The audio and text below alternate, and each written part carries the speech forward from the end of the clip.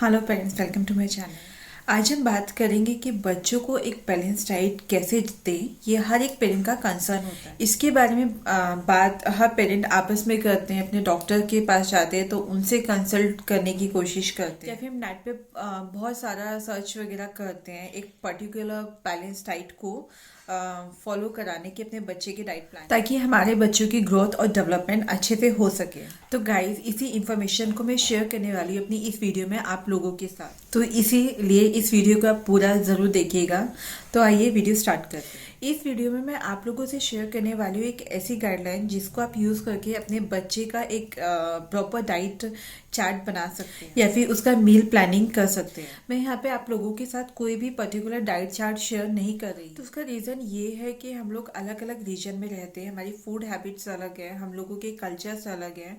तो एक दूसरे का डाइट प्लान हम ना ही अपने फैमिलीज में और ना ही अपने बच्चों के डाइट प्लान में इंक्लूड कर सकते। तो गाइस, मैं यहाँ पे कोशिश कर रही हूँ एक ऐसी गाइडलाइन आप लोगों के साथ शेयर करने की, ताकि वो अपने डाइट प्लान में या फिर अपने बच्चों के डाइट प्लान में इम्प्लीमेंट कर सकें। इन गाइडलाइन को आप यूज़ करके अपने बच्चों का एक प्रॉपर फूड चार्ट या फिर एक डाइट चार्ट आप इजीली बना सकते हैं। तो गाइस, जब बात आती है एक प्रॉपर डाइट प्लान के बारे में, तो डॉक्टर भी आपको एक सजेस्ट करते हैं कि आप अपने बच्चों को एक प्रॉपर बैलेंस डाइट प्रोवाइड, ताकि आपके बच्चों को हर एक फूड का, हर एक वेजिटेबल्स का, हर एक फ्रूट का जो बेनिफिट्स है वो आपके बच्चों को इजीली मिल सके। उसे डिफरेंट फूड से डिफरेंट बेनिफिट्स चाहिए। हमारी जो बॉडी है वो किसी भी पर्टिकुलर एक फूड ग्रुप पे डिपेंडेंट नहीं है। आप लोगों को इजीली समझाने के लिए मैंने बैलेंस डाइट को 6 पार्ट में बांट दिया है।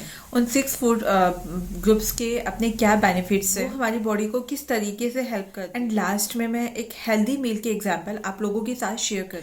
तो गाइस, हमारा सबसे पहला फूड ग्रुप होता है कार्ब्स, यानी कार्बोहाइड्रेट। ये बॉडी का बहुत ही इंपॉर्टेंट रिसोर्स माना जाता है। मतलब हमारी बॉडी को इसकी बहुत ज़रूरत होती है, क्योंकि यही हमारी बॉडी को एनर्जी प्रोवाइड करता है। तो बेसिकली कार्ब्स प्रोवाइड करता है ताकत बॉडी को अपने डे टू डे काम करने की। तो गाइस, कार्ब्स हमको जनरली हर एक मील से मिल जाता है, जैसे कि आटा, राइस, सूजी, ग्रेन्स, दाल। राइस, ग्रेन, आलू में सबसे ज्यादा कार्ब्स होते हैं। तो बेसिकली हमको कार्ब्स इजीली अपने फूड से अवेलेबल हो जाता है। तो गाइस, कहने का मतलब ये है कि ब्रेकफास्ट से डिनर तक का हमको अपने मील में से कार्ब्स बहुत इजीली मिल जाते हैं। तो जो हमारा सेकंड फूड ग्रुप है वो बहुत ही इंपॉर्टेंट और इसेंशियल माना जाता है हमारी बॉडी के लिए, वो है प्रोटीन। प्रोटीन है वो हमको बॉडी बिल्डिंग में हेल्प करता है। ग्रोइंग बच्चों के लिए प्रोटीन बहुत जरूरी है। बॉडी डेवलपमेंट के लिए भी प्रोटीन बहुत ही इसेंशियल। हमारे बॉडी टिश्यू, सेल्स रिपेयर, इन सब के लिए प्रोटीन बहुत जरूरी है। इसलिए छोटे छोटे बच्चों को प्रोटीन देना बहुत ही जरूरी है। तो जो प्रोटीन है वो मिलता है एनिमल रिसोर्स से।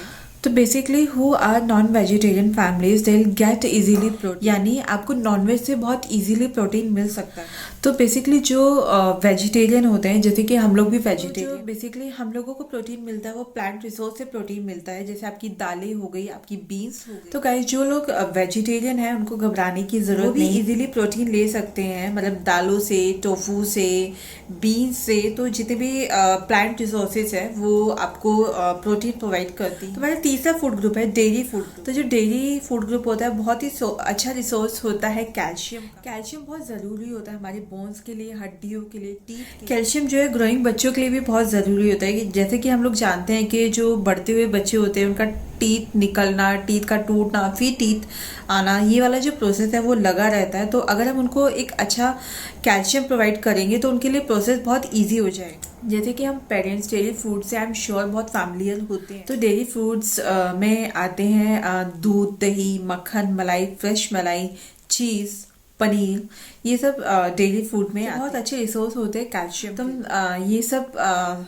अपने बच्चों की डाइट में इंक्लूड करके उनको एक अच्छा कैल्शियम प्रोवाइड कर सकते हैं। चौथी और पांचवी कैटेगरी आपस में लिंक, वो है fruits and vegetables. Fruits and vegetables हमको अपनी डे टू डे लाइफ में इंक्लूड करना बहुत ही जरूरी होता है, क्योंकि इनसे हमारी बॉडी को बहुत type of vitamin and minerals मिलते हैं। हर एक वेजिटेबल्स एंड फ्रूट्स में स्पेसिफिक विटामिन होते हैं, मिनरल्स, जो हमारी बॉडी की इम्यूनिटी के लिए बहुत जरूरी है। जैसे कि आप लोग जानते हैं कि एक अच्छी हेल्दी लाइफ के लिए एक अच्छी इम्यूनिटी होना बहुत ही जरूरी है। स्पेशली छोटे बच्चों के लिए एक अच्छी इम्यूनिटी होना बहुत ही जरूरी है। अच्छी इम्यूनिटी बच्चे को अंदर से स्ट्रांग बनाती है, एंड छोटे बच्चों को बहुत इजी रहता है बाहर से कोई भी इन्फेक्शन और बीमारी को कैच कर। हर एक फ्रूट्स एंड वेजिटेबल्स की अपनी एक प्रॉपर्टी होती है, अपनी एक अच्छी क्वालिटी होती है। मतलब उसके अंदर कुछ ऐसे मिनरल्स होते हैं जिनको खाने से वो प्रॉपर्टी, वो विटामिन्स मिनरल्स हमको भी मिलते हैं। डॉक्टर्स भी आपको सजेस्ट करते हैं कि आप अपनी डे टू डे लाइफ में different kind of vegetables and fruits को इन्वॉल्व, स्पेशली जो सीजनेबल फ्रूट्स एंड वेजिटेबल्स होते हैं उनको आप अपनी डाइट में जरूर लेके आए। इवन जब कभी आप अपने पीडियाट्रिशियन के पास अपने बच्चे के किसी डाइट प्लान को लेकर जाते हैं तो आपको क्या सजेस्ट करते हैं? आपको सजेस्ट करते हैं वीक में 7 डेज होते हैं एंड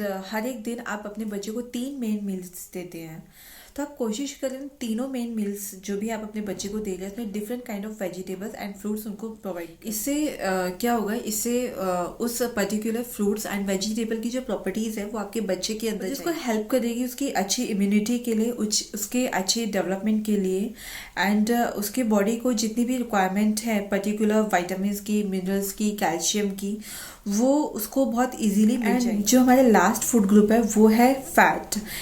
मैं यहाँ पे हेल्दी फैट की बात कर रही हूँ। डॉक्टर्स भी आपको सजेस्ट करते हैं कि आप अपने बच्चे को हेल्दी फैट जरूर प्रोवाइड करें उसकी मील। फैट की बात करते हैं तो हम एज पेरेंट थोड़ा कंसर्न हो जाते हैं कि मतलब फैट बच्चों को देना क्या सही है, बिकॉज आजकल वैसे भी फैट वाली प्रॉब्लम बहुत बच्चों में बहुत बेसिटी की प्रॉब्लम चल रही है। तो इसलिए डॉक्टर भी आपको यही सजेस्ट करते हैं कि आप अपने बच्चे को एक हेल्दी फैट उसकी डाइट में जरूर इंक्लूड। फैट क्या काम करता है बच्चों की बॉडी में? फैट ना बच्चों की बॉडी में विटामिन मिनरल्स को होल्ड करने का काम करता है। तो प्लीज आप घबराइए मत, अपने बच्चों को हेल्दी फैट उनकी डाइट में जरूर दीजिए। हेल्दी फैट आपको किससे मिल सकता है? हेल्दी फैट आपको नट से मिल सकता है, ड्राई फ्रूट से आपको हेल्दी फैट मिल सकता है। मतलब अगर आपके बच्चे बहुत ही छोटे हैं, मतलब वो सीरियल फॉर्म में फूड लेते हैं, तो आप ड्राई फ्रूट्स का पाउडर बना के अपने बच्चे को दीजिए। थोड़ा बड़े बच्चे हैं तो आप उनको मुट्ठी भर रोस्ट करके बच्चे को दीजिए या फिर उनको भिगा कर दीजिए। हमको मतलब कैसे ना कैसे अपने बच्चों के अंदर ड्राई फ्रूट्स देना बहुत ही ज़रूरी है।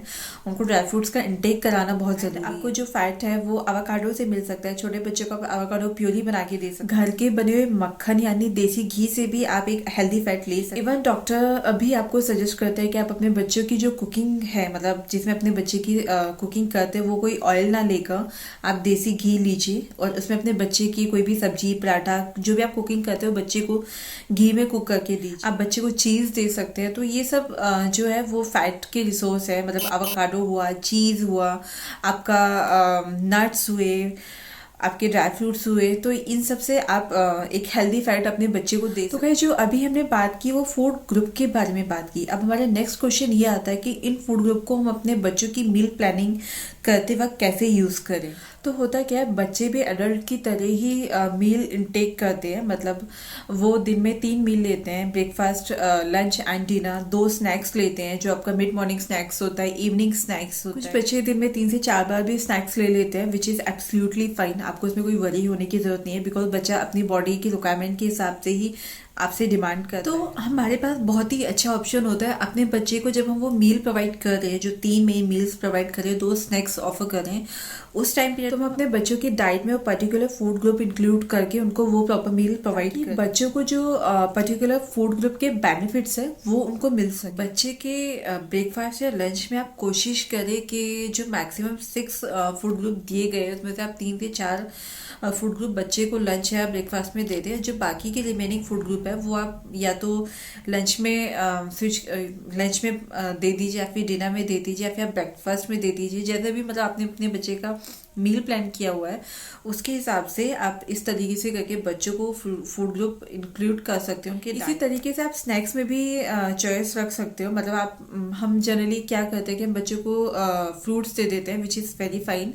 आपको उसमें कोई टेंशन लेने की ज़रूरत नहीं है, बट उसके साथ साथ आप कोशिश कीजिए कि बच्चे को जो बाकी का बचा हुआ मतलब फूड ग्रुप है वो उसको स्नैक्स में भी ऑफर करें। तो गाइस मैं आपको कुछ एग्जांपल देती हूँ जो मैंने टियारा की मील प्लानिंग करते वक्त यूज़ करती हूँ, उससे आपको काफ़ी हेल्प होगी अपना बच्चे का डाइट प्लान बनाने के लिए। तो गाइज हम बात करते हैं ब्रेकफास्ट की। मैं मतलब हम लोग क्या कोशिश करते हैं टियारा को ब्रेकफास्ट में स्टफ़ पराठा देने की, वेजिटेबल पराठा देने की। तो उससे क्या होता है, जब हम पराठा बच्चे को देते हैं तो या फिर वेजिटेबल पराठा देते हैं तो हम डिफरेंट काइंड ऑफ वेजिटेबल्स को ग्रेट करके मतलब पराठे में फिल कर सकते हैं। इससे बच्चे के अंदर वेजिटेबल का भी इंटेक हो रहा है, बच्चे के अंदर ग्रेन्स भी जा रहे हैं। और जब हम पराठे को सेकते हैं उसके लिए हम घी यूज़ करते हैं तो बच्चे के अंदर घी भी जा रहा है और जब हम बच्चे को पराठा ऑफर करते हैं तो उसके ऊपर वाइट मक्खन रख के या फिर कर्ड रख के बच्चे को देते हैं, तो ऐसे करके उसके साथ डेयरी फूड्स भी बच्चे के अंदर जा रहे हैं। तो इस तरीके से आप कुछ ना कुछ ब्रेकफास्ट में इंटरचेंज करके अपने बच्चे को दे सकते हैं। तो मिड मॉर्निंग स्नैक्स के बारे में बात करते हैं। मैं टियारा को मिड मॉर्निंग स्नैक्स में एक बॉल फ्रूट्स का देना प्रेफर करती हूँ, उसको मुट्ठी भर नट्स देना प्रेफर करती हूँ, और वो बहुत मतलब हैप्पीली होके कोकोनट वाटर भी पीती है। तो हम लोग कोशिश करते हैं कि उसको कोकोनट वाटर भी मिड मॉर्निंग स्नैक्स में ही ऑफर करें। तो इस तरीके से मैंने उसका मिड मॉर्निंग जो स्नैक्स है वो उसको प्रोवाइड करती हूँ, मतलब वो इंटरचेंज होता रहता है कि उसको कब क्या देना है, कब तो क्या। इस तरीके से हम उसका मिड मॉर्निंग स्नैक्स उसको देते हैं, मतलब वो डे टू डे थोड़ा चेंज होता रहता है, उसमें उसकी चॉइसेस भी कुछ ऐड हो जाती हैं। तो इस तरीके से कोशिश मेरी यही रहती है कि जो मैंने आपको के साथ शेयर किया मैक्सिमम टाइम वो इसी टाइप से अपना मिड मॉर्निंग स्नैक्स का इंटेक। ज़्यादा बड़ी हो गई है, बताने लगी है, तो सम टाइम वो अपने प्रॉपर फ्रूट चॉइस भी बताती है कि मतलब मेरे को आज ये खाना, आज नहीं, आज ये नहीं खाना। तो इस तरीके से भी मतलब हम लोग ना उसका जो मिड मॉर्निंग स्नैक्स हैं वो उसको। तो गाइस अब मैं बात करने वाली हूँ लंच मील के बारे में। तो लंच मतलब जो उसका होता है वो जनरली राइस बेस्ड होता है, मतलब हम लोग कोशिश ये करते हैं कि उसको दिन में ही राइस मिल जाए, मतलब दोपहर के टाइम हम लोग का जो खाना होता है मैक्सिमम टाइम राइस बेस्ड ही होता है। तो या तो वो दाल चावल लेती है, कढ़ी चावल लेती है, एग राइस वो लेती है, समटाइम कर्ड राइस भी वो हम लोग उसको देते हैं। पुलाव हुआ, खिचड़ी हुआ, दलिया हुआ, उसमें बहुत सारी वेजिटेबल्स डाल के हम दलिया कुक करके उसको देते हैं। तो इस तरीके से उसका जो लंच होता है वो होता है। और लंच में कोशिश यही रहती है कि वो 1 ग्लास छाछ ज़रूर ले, मतलब मट्ठा उसको बहुत पसंद है पीना लंच में, तो वो भी हम लोग कोशिश करते हैं तो मट्ठा या फिर कर्ड उसके जो लंच मील होती है उसमें ज़रूर ऐड। हम इवनिंग स्नैक्स में टियारो को क्या देते हैं, हम टियारो को सूजी का खीर हुई, सूजी का चीला हुआ, एंड पनीर का रोल बना के हुआ, मतलब पनीर रोल उसको दे देते हैं, बेसन का चीला दे देते हैं, मीठा पूड़ा उसको देते हैं, पैनकेक भी वो बहुत लाइक टाइम, एप्पल हुआ, बनाना हुआ, तो जो भी अवेलेबिलिटी होती है, जैसा भी उसका मूड होता है, इस तरीके से हम उसको मिड स्नैक्स मतलब मिड इवनिंग स्नैक्स भी देते हैं। तो इस तरीके से हम उसको इवनिंग स्नैक्स भी देते हैं। तो अब हम बात करते हैं डिनर की। डिनर प्रिपेयर करते वक्त या प्लान करते वक्त हमारी मैक्सिमम कोशिश यही रहती है कि डिनर हल्का हो, न्यूट्रिशन वाइज बट पूरा। तो हम डिनर में क्या रखते हैं, हम डिनर में जनरली दाल चपाती रख देते हैं, उसको दाल या चपाती देते हैं, फिर वेजिटेबल और चपाती देते हैं, मतलब सीजनेबल वेजिटेबल और चपाती उसको देते हैं, पनीर भुजिया उसको देते हैं, and some time mixed vegetable और भुजिया उसको दे दी, लौकी उसको दे दी। तो इस टाइप से हम लोग थोड़ा हल्का बट न्यूट्रिशन वाइज पूरा हो, इस तरीके से उसका जो डिनर है वो प्लान करते हैं। क्योंकि अगर हमारा डिनर हल्का होगा तो इजीली डाइजेस्ट भी होगा रात को, क्योंकि रात को अगर हम हैवी खाना खा के सोते हैं तो थोड़ा डाइजेशन में प्रॉब्लम होती है, गैस्ट्रिक की प्रॉब्लम होने लगती है। तो जैसे हम बड़ों को प्रॉब्लम होती है वैसे ही छोटे बच्चों को भी ये सारी प्रॉब्लम रहती है। तो आप कोशिश कीजिए कि आप 7 से 8 बजे तक अपना डिनर फिनिश कर लें और डिनर थोड़ा हल्का हो, ताकि बच्चा जब सोए तो एक पीसफुल नैप वो ले, उसको कोई भी इनडाइजेशन की प्रॉब्लम ना हो। तो गाइज ये था हमारा सिंपल सा डाइट प्लान जो हमने टियारा को प्रोवाइड करते हैं, मतलब जनरली ये लोग हम लोग खुद खाते हैं, वही टियारा खाती है। एंड यस सबसे इम्पॉर्टेंट चीज़, हम टियारा को रात को दूध देते हैं। टियारा दिन में 2 से 3 बार दूध लेना प्रेफर करती है। मॉर्निंग और नाइट वाला दूध कंपलसरी है जो वो लेती है। जो शाम का दूध है समटाइम वो लेती है, समटाइम नहीं लेती, तो विच इज़ एब्सोल्युटली फाइन। बच्चे के साथ कभी भी फोर्स फीडिंग नहीं करनी चाहिए। हर बच्चे की भूख अलग होती है, हर बच्चे की डाइट अलग होती है। तो आप कभी अपने बच्चे को इस तरीके से फोर्स करके फीड मत कराइए कि वो बच्चा इतना खाता है, वो सेम एज ग्रुप का आपका बच्चा नहीं खा रहा, तो आपको उसके लिए वरी नहीं होना चाहिए। हर एक बच्चा अपने में डिफरेंट होता है, तो ज़रूरी नहीं है कि जो सामने वाले बच्चे की बॉडी की रिक्वायरमेंट है वो आपके बच्चे की बॉडी की रिक्वायरमेंट हो। आपका कंसंट्रेट बच्चे की भूख को बढ़ाने के ऊपर नहीं, बल्कि एक अच्छी डाइट उसको देने के ऊपर होना चाहिए। तो आप अपने बच्चे को ज़्यादा से ज़्यादा खाने पे फोकस मत कीजिए, एक अच्छा खाना खाने पे फोकस कीजिए। तो गाइज ये था मेरा बैलेंस डाइट के ऊपर अपना ओपिनियन एंड एक्सपीरियंस। यहाँ पर मैंने आप लोगों के लिए कोई भी पर्टिकुलर डाइट प्लान सजेस्ट नहीं किया है। आपको अपने बच्चे का डाइट प्लान खुद ही बनाना है, अपने रीजन के अकॉर्डिंग, अपने कल्चर के अकॉर्डिंग, अपने आसपास जो वेदर है उसके अकॉर्डिंग, फूड अवेलेबिलिटी के अकॉर्डिंग। तो गाइज ये था मेरा एक्सपीरियंस जो मैंने आप लोगों के साथ शेयर किया। गाइज अगर आपको मेरे वीडियोस और एक्सपीरियंसेस हेल्प करे कहीं ना कहीं तो प्लीज़ मेरे चैनल को लाइक कीजिए, सब्सक्राइब कीजिए एंड बाकी सारे पेरेंट्स के साथ शेयर कीजिए। Thank you, take care and bye bye.